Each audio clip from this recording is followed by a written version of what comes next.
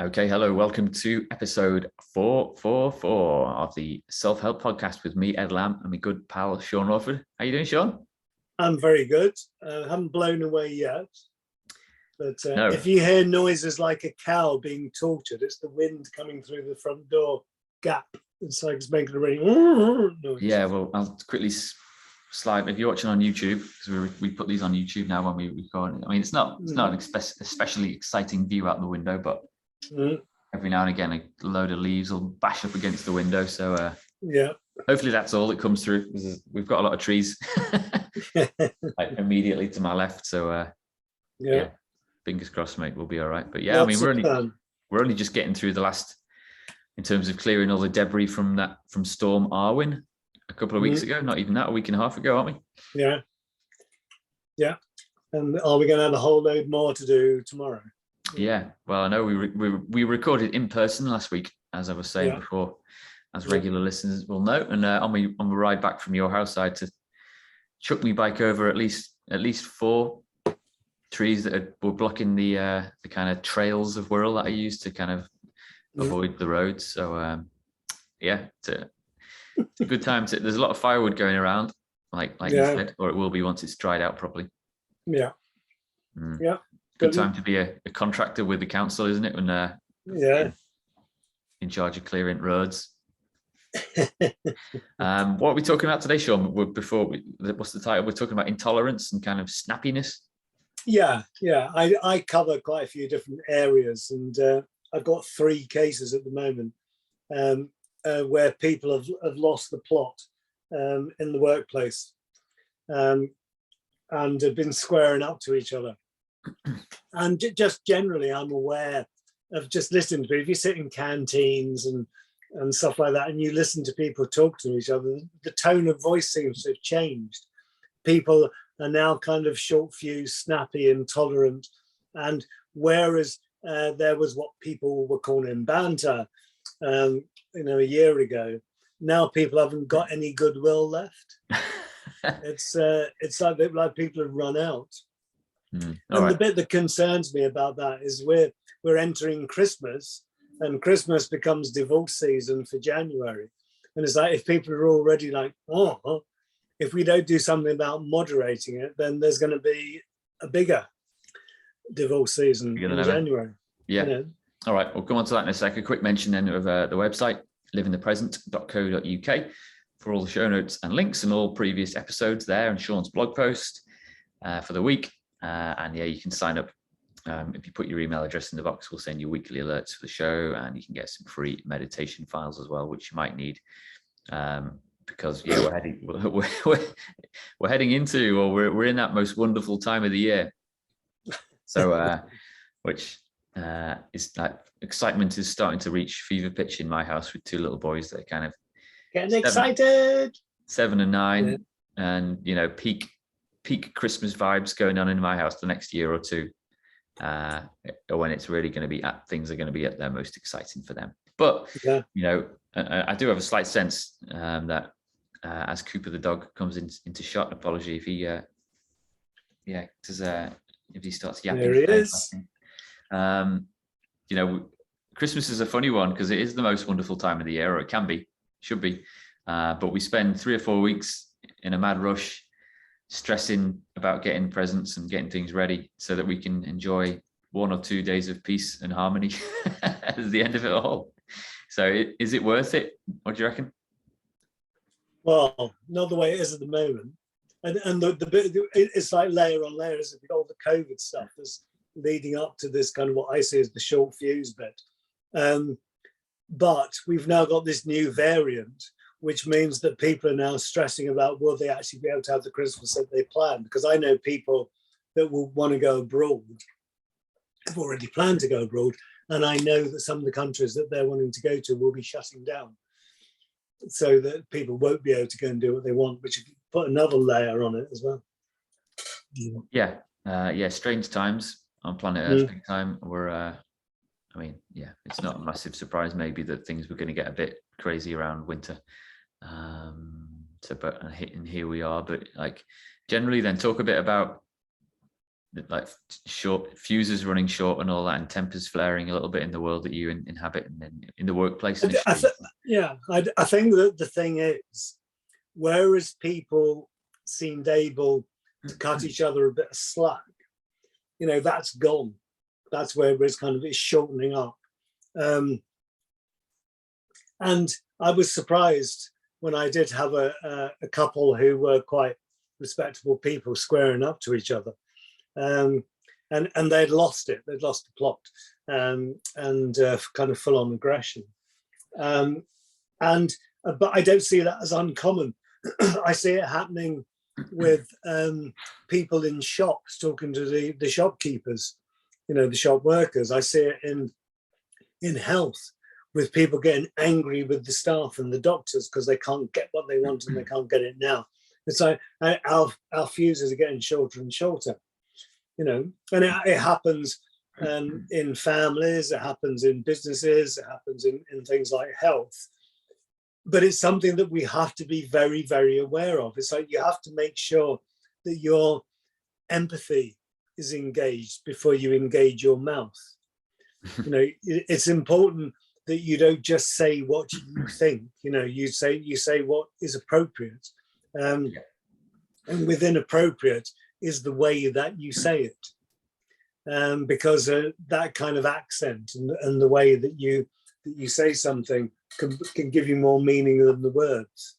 I guess, a lot of people will kind of take their anger and their frustration out on the people they love the most, and I'm probably guilty of that, in the sense that I'll be, when on the rare occasions that I go to the office, I'll be nice and polite and happy with all my office pals that I share an office with, or if I go to the shop or the supermarket, I'll be really friendly with all the staff there. But then I'll get home and I'll take out my frustration and fatigue. Maybe I'm short on sleep, on my kids and on my missus and that kind of thing. Not in a physical way, just to kind of just be snappy with them.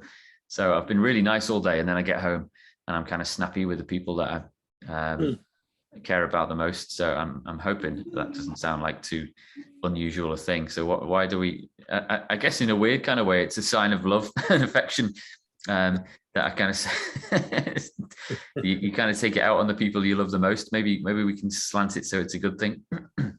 I don't know. It's like I was thinking about it a lot. And I was actually watching a thing about Donald Trump, and I'm thinking, Donald Trump tries to come across as being the most kind of confident together person that there is. And when you look at him, it's like he's not real. And then if you start to look at it, the way I think it is he has fears about life and fears about society and people and stuff like that. And they turn into an anxiety. And I think this is what happens for lots of people. They're scared. And then the symptom of the scaredness is the anxiety, which is the fight and flight response, or that kind of stuff. So the way that you protect yourself is you start to become a control freak, because if you can control it, you're safe, aren't you? So, and if you think about Trumpy on that day of the election results, or whatever it was, when he incited his staff, his followers, he said he didn't, to go down and turn over the parliamentary building. What does that come from? And to me, that is a straight expression of anxiety, fear. Yeah.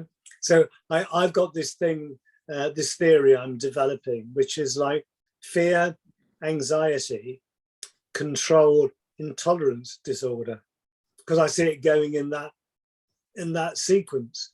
Fact D. That was an acronym. Facet, yeah. Facet, yeah. Facted. Yeah. Okay. But do you see what I mean? It's like, and I see it happening loads, but because people are masked behind maybe their role as a manager or a doctor or whatever, so their control appears to be a part of who they are.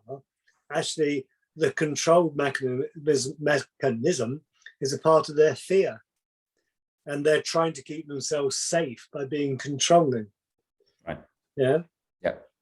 And I'm just observing it, because I spend my life observing people in different situations, and I can just see it getting bigger in lots of little ways, little groups of people and stuff. I can see the tolerance disappearing, that kind of intolerance. and the need to control. And if you can't control somebody and they're not compliant and they won't do what you do, that's where the intolerance really comes out. So, and you get that in lots of societies where one group of people needs to be controlled by the other group of people. You know, whether that's the Rohingyas or whoever it is. And it's because they're seen as a threat, which creates a fear and an anxiety. So now we have to have a control mechanism, and the control leads to the intolerance. Wow. Did you see what I mean? Is it making sense to you? I do. There's a book in that one, isn't there, Sean? It's got to be. It's got to be. It's both fascinating to watch it, but it's also quite sad. You know, what is it that happens to somebody that creates the fear that leads to them needing to be in control? Because as soon as they get to that point, they stop living life in a kind of a happy, positive, engaged way, and now everything has to be considered, and I can't do that, and can't do it, so everything becomes questioned. You know, and the control mechanism is the key, because if everything is controlled and it's the way I want it to be, I'm safe and I haven't got to worry about it. Yeah. So assuming Donald Trump isn't listening to this, sadly, it would be nice if he was, but if your average Joe or your average Josephine on the street is suffering with a little bit of anxiety and maybe fatigue and stress, and they're taking it out on their friends and family, as we've all probably done at some point. Are we talking meditation? What's top of the list in terms of getting that under control? I mean, certainly things like meditation and relaxation release the pressure out of the boiler. It reduces the steam. And doing things like running, jumping, screaming, shouting help as well. You know, go to a Zumba class or run around the block or do something. Yes, all those things help. But most important of all, we have to develop a greater awareness of what comes out of our mouth, and not just saying what we need to say because we need to say it, but actually being aware of the effect that what we say will have on the person that it's said to. And like I say, it isn't just the words that are used, but it can be the tone and the force and all that kind of stuff that create a difference in what's being said. Yeah, I'm going to try something in the next few days, actually, because at the moment, like our lads are, they're mega excited about Christmas coming and all that, and they've done all the Christmas lists. And it's my eldest son; it's his birthday just before Christmas too, so he's got, he's getting excited about that as well. So, but we're having trouble getting him to sleep at night, both of them. And they share a bedroom. They've got bunk beds and all that, so we're having to go upstairs a lot and shout at them to go to sleep. So I'm just wondering if tonight I might try another tactic, in terms of, rather than getting really angry with them and having to, bang on the door and shout this and that and the other, and if you don't do this, the Father Christmas won't come and all that normal stuff. Maybe I'll just say to them when I put them to bed, right, you're not going to see me again. It's up to you to put yourselves to sleep. We're not going to come upstairs. We're not going to come shouting. We're not going to be yelling and all that. So the neighbors can come in here and goodness knows what. It's on you. I'm going to try that tactic tonight and let you know. Maybe next week I'll let you know how it goes to see if that works. I'm sensing that the current technique that we've got isn't really working, and it's not helping them and it's not helping us. So worth a try. But it comes back down to that kind of thing for me. And this may sound a bit kind of simplistic, but I think it's very real. It's the issue about you either learn through pain or awareness. So if someone doesn't have the capacity to learn through awareness, when you're saying, can you not do that, whatever, and they can't get it, maybe you have to make it a bit uncomfortable. So then they get it. Yeah. I mean, parenting is just a classic one, isn't it, for learning how to control your emotions and frustrations? Because especially, not especially boys and girls. Not that I've got any experience raising girls, but kids, they're kind of designed to test you and push you, aren't they? And that's kind of part of what a kid is about questioning rules and whether this, that, or the other is fair and that kind of thing. So and we were children once upon a time, weren't we, Sean? And you had a slightly different childhood to mine, but it's important to remember back to what it was like then, hey? I can remember a teacher once talking to somebody, talking about, you know, the process of living life, as it were, and saying that job number one is learning to be able to communicate with your parents. Yeah, if you can do that, then you've started, you know, actually communicate, you know, be at one with. And then job number two would be being able to communicate with your life partner. Yeah. And then job number three would be able to communicate with your children. And this guy was saying that if you complete those three tasks, then you've done all you need to do in lifetime. Okay. You know, and I'm thinking, well, that counts me out then, most of this. Yeah. Well, you came good in the end, eh? Somehow, despite it all. I mean, I don't know. Are you aware of people's attitudes changing at the moment? I guess I am really, but I'm conscious that I think throughout all history, there's always been a sense that things are always getting worse, and isn't it? You know, I'm sure you could go back 1,000 years and you could find someone that's written somewhere or carved it onto some kind of tablet. You know, the youth of today, and society's crumbling. So there is a famous quote somewhere about this guy writing about the youth of today and how they gather around the street corners and they all get drunk and all that kind of stuff, and really going on about them. And you're thinking that it comes from like 2 years ago, and it actually comes from something like 2,500 years ago. Yeah. You know, so I think those kind of things have always been there. Yeah. I guess that the issue is that at any point in those social cycles, the issue is we do have a choice to intervene, and we can be nicer to each other. You know, we don't have to go through all the pain and the crap. You know. Yeah. And it's not about you shouldn't have to take your frustrations out on anyone. You know, it might be the people you love most, or it might be the lady down the supermarket, or the man on the checkout at the till. So if you've taken your frustration out on anyone, and even yourself as well, and you know, you've got a bit of work to do, haven't you, somewhere? Yeah. It's not okay to take it out on anyone, including yourself. You know. Yeah. So warning bells and alarm bells should be ringing, shouldn't they? And I think that not taking it out on yourself is a very important thing that people don't see. Yeah. Or even these little critters. Some people, can you believe it? Some people take their frustrations out on little cute little animals like this. It's like ridiculous, isn't it? Isn't it ridiculous? Yeah, it is. Crazy. But yeah, I mean, this is called the self-help podcast, isn't it? So ultimately, I guess if you're taking it out on yourself, that's kind of the worst thing of all in some respects, because then that will bleed into other areas of your life. And that's fundamental to me, because you have to love yourself before you can love others, and you have to love yourself before you can allow yourself to be loved. It all goes together. And loving yourself isn't arrogance, which a lot of British people can get confused about. You know, it's not thinking that you're up your own backside, but if you can appreciate who you are and be happy with who you are, that's a good thing. Yep. You know. Cool. Okay. I'm not sure if we've conquered that one or not. I feel like it's a bit of an open-ended answer to this thing, but I think that we're at the point where we've got a choice. What are we going to do with it? You know, how are we going to deal with this? And I'm just waiting for, you know, we got an announcement on the 18th, isn't it? I think. Yeah, maybe. I think is the next big one. And it's like, if he does move towards making more restrictions over Christmas, I think we're going to have hell to play, because I think at that point the fuses will have gone. I'm laughing, but I mean, I'm not following the news as closely as I was. Partly following our own advice. We tell people not to quite often on this show. So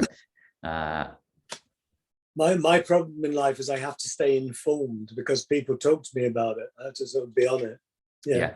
But no, I can imagine the reaction if something quite tough came in on a week before Christmas. Yeah. So let's wait and see. But if it does happen, you know, everyone listening to this will all kind of take a deep breath and we'll take it in our stride, won't we? Yeah. I want to shout out a positive, right? All my working life, because I had to be accredited professionally. I've been accredited to what's called the BACP, which is the British Association of Counselling and Psychotherapy. And for years and years and years, you get a plastic membership card and you get a new one every year. And for the first time in what feels like 100 years, they're actually made out of cardboard.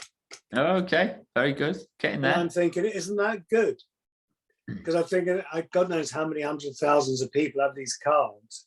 But do you actually ever show it to anyone, or is it just sat in a drawer for the year? Yeah, it's just sat in a drawer for the year. I got a stack of them.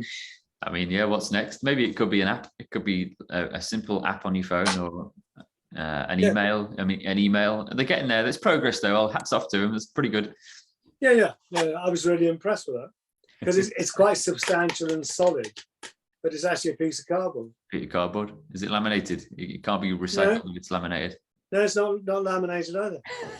Okay. It's matte and it's cardboard. Fair dues. All right. Hats off to the BACP. Well done. Love it. What's your resource, Sean? You got a book in there, I think. Yeah, well, I put a book in here, and it's about how do you live with someone with an anxiety disorder? You know, and it's like, what can you do for them? But it also has a big section, what can you do for you? You know, and the importance of looking after you is that self-preservation as well.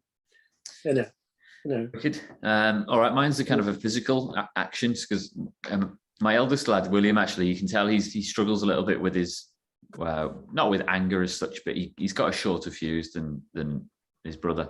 And he was kind of coming out of the weekend quite a lot, and we ended up by accident. I was getting some winter fuel ready. We've got some logs that I needed to chop up and get some kindling prepared. So we went out in the garden and we chopped wood for an hour, and yeah, man, it worked wonders, I tell you. So you don't have to chop wood, but just some kind of physical, repetitive activity works wonders, doesn't it? Yeah, but it gets your brain working. It releases endorphins in your brain to make you feel better. That's and we were chatting away for an hour, having a lovely time, just about all sorts, and it was amazing the transformation in him actually. Well, when we did that, so I love it. Find something similar, and just go chop wood or go do some gardening when the storm has passed, of course. Yeah. It seems to have calmed down at the moment. I don't know what's going on. Yeah, well, I'm gonna move out of this room because I feel like I'm a bit too close to the woods. You're worried about it. Go to the front of the house, but yeah. All right, Sean, thanks very much for your time. Okay, you take care. I will see you next week. See you next week, everyone. See ya. See you later. Bye.